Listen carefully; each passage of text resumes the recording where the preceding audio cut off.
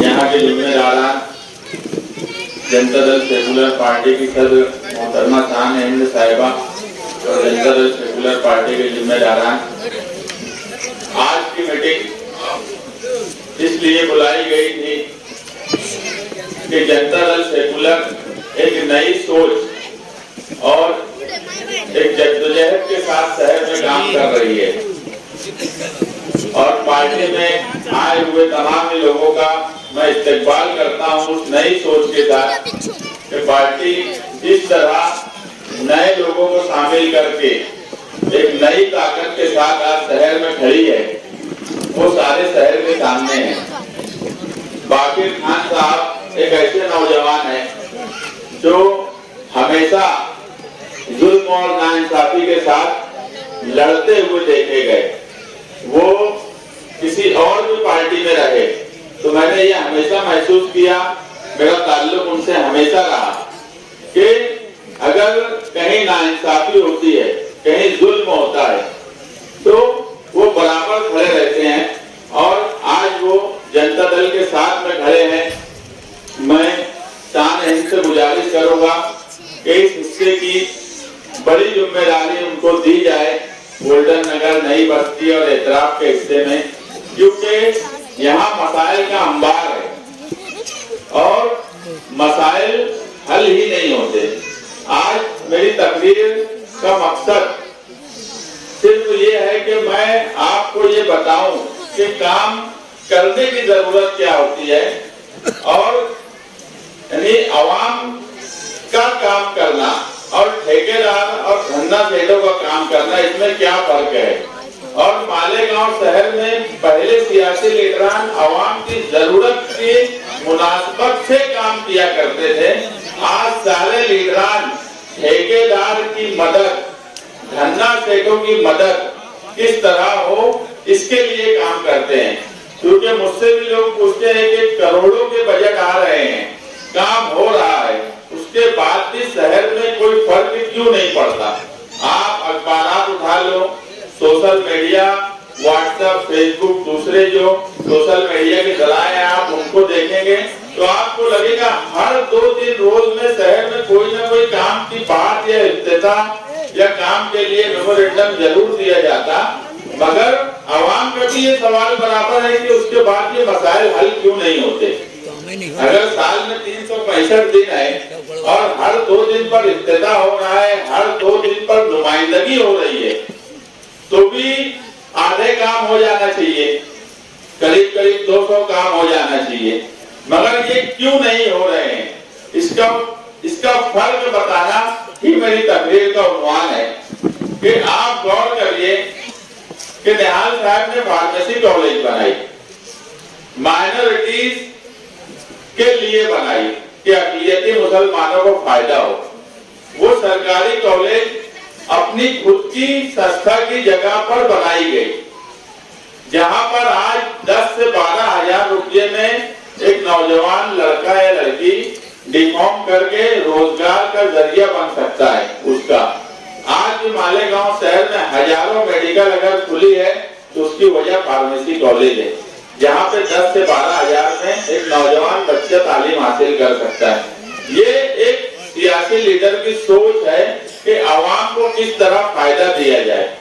अब दूसरी सोच आप देखिए कि एक प्राइमरी स्कूल जहाँ गरीब बच्चा तालीम हासिल कर रहा है, उस प्राइमरी स्कूल को उठाकर किसी सेठ को दे दिया जाए कि उसको प्राइवेट स्कूल बना ले और आपके घर का बच्चा जो मुफ्त में तालीम हासिल कर रहा है उसे दूर दराज अलग अलग स्कूलों में ट्रांसफर कर दिया जाए। अगर प्राइमरी स्कूल के उन सब बच्चों को जो सेठ के स्कूल दी गई वहां तालीम दी जाती तो हम समझते कि ये लोगों के लिए काम किया गया। आज साल की 30 से 35 हजार रुपया पहली के बच्चे की सालाना फीस ली जा रही है, ये गरीब आदमी नहीं दे सकता। मैं जो पहले बोला कि बाकिर खान जुल्म और नाइंसाफी के खिलाफ लड़ने वाला नाम है, ये मुझे अव्वल दिन से पता है। वहाँ बाकिर खान का लड़का नहीं पढ़ रहा था, ना ही उसके किसी रिश्तेदार का लड़का पढ़ रहा था, मगर उसको इसलिए फिक्र थी कि गरीब बच्चों का तो बहरहाल नुकसान हुआ। तो फर्क बताने का मकसद ये है कि एक काम फार्मेसी कॉलेज का हुआ, वो कोई सरकारी जगह पे नहीं हुआ। आज भी हम ये बात फख्र से बोलते हैं कि निहाल साहब ने जो भी स्कूलें, जमूर स्कूल बनाई, फार्मेसी कॉलेज बनाई, ये अपनी खुद की संस्था की जगह पर बनाई और गरीबों के लिए, तालीम के लिए बनाई, अमीरों के लिए स्कूलें नहीं खोली। आज फार्मेसी कॉलेज में जो डिफॉर्म प्राइवेट स्कूल में जो जानते हैं 2-2.5 लाख रुपया सालाना फीस होती है, आज वहाँ पर 10 से 12 हजार फीस है। ये गरीबों का काम करना और अमीरों का काम करने के लिए उस वक्त की कांग्रेस पार्टी और आज के राष्ट्रवादी स्कूल नंबर 23 जो गरीब बच्चों के स्कूल थे उसे धन्ना सेठ को दे दी गई। ये फर्क बताने का मकसद ये है कि काम करने का लीडरों में फर्क किस तरह है। अभी हमारे मुदस्सिर हुसैन गुड्डू भाई ने यूपी सब्जी मार्केट की बात बोली, काम तो हुआ, इफ्तिताह भी 2 मरतबा हुआ, मगर करोड़ों रुपया किसके लिए इस्तेमाल हुआ? ठेकेदार आया, उसने अपना कंस्ट्रक्शन किया, करोड़ों का बिल लिया, चलता बना। आवाम को सब्जी मार्केट का एक पाई का फायदा नहीं हुआ। ये फर्क है गरीब आदमी आवाम का काम करना और ठेकेदार और सेठों का काम करना। ये काम ही इसलिए करते हैं कि इनका मकसद ही सिर्फ ये है कि ठेकेदार का फायदा हो, वो करोड़ों रुपया बिल बना ले और चला जाए। उसके बाद किसी को फिक्र आज तक यूपी सब्जी मार्केट की क्यों नहीं हुई, करोड़ों रुपया वहां लग गया, वो फिक्र क्यों नहीं हुई। रोड का इफ्तिताह हर वक्त होता है। फार्मेसी कॉलेज के रोड कभी बड़े बड़े लीडरान आए, इससे पहले भी आए, अभी कुछ महीना पहले भी आए, इफ्तिताह भी हुआ, मगर काम की शुरुआत आज भी नहीं है। लोग सालों से परेशान हैं। मैं जो बोला कि अगर हर 2 दिन में हम अखबार में पढ़ते हैं कि एक बड़ा काम का इफ्तिताह हो रहा है, मेमोरेंडम दिया जा रहा है, नुमाइंदगी की जा रही है, तो फिर शहर में उसका रिजल्ट क्यों नहीं आता है? उसकी वजह यह है कि इफ्तिताह हो गया मगर मालेगांव शहर में सवाल नहीं किया जाता। मैं हमेशा बोलता हूं कि सवाल करो। अगर 2 महीना हो गया इफ्तिताह हुए, जो लोग इफ्तिताह करने आए थे वो सवाल करें। मैं कभी ठेकेदारी या ठेकेदार को फायदा हो ऐसा काम ही नहीं करता। मेरे वार्ड में अंसार रोड का काम 80% हो चुका, ठेकेदार ने रोड भी बहुत अच्छी बनाई। 20% काम इसलिए रुक गया 4-6 महीने से कि वहां की जो इस्लामपुरे के रहने वाले लोग हैं उन्होंने कहा कि अतिक्रमण निकालने के बाद ही रोड बनेगा। मुझे ठेकेदार मुसलसल बोल रहा है कि मुझे रोड बना लेने दो, मेरा बिल रुका हुआ है, मगर मैंने यही बात कहा कि यार वहां के रहने वाले लोगों की जो मर्जी है, काम हम आवाम की मर्जी और उनके लिए करते हैं, उनकी जरूरत और उनको उसका फायदा हो। अगर वो चाहते हैं कि अतिक्रमण निकल के काम हो तो मैं भी यही बोलूंगा कि वो जो चाहते हैं उसी तरह काम हो। 6 महीने से ठेकेदार का बिल नहीं बन पा रहा है, मगर मैं उसको समझाया कि यार तू काम अच्छा किया, इससे इनकार नहीं, मगर आवाम की जरूरत के हिसाब से थोड़ा सी तू तकलीफ उठा ले। मैंने ठेकेदार का फायदा कराना मकसद होता तो रातों रात रोड बना के चला जाता, उसका बिल बन जाता, मगर आवाम की जरूरत का ख्याल रखना यही हमको सियासत में सिखाया गया है और इसी पर हम अमल करते हैं। मेरा बोलने का मतलब वाज़ेह ये है कि आप सवाल करिए।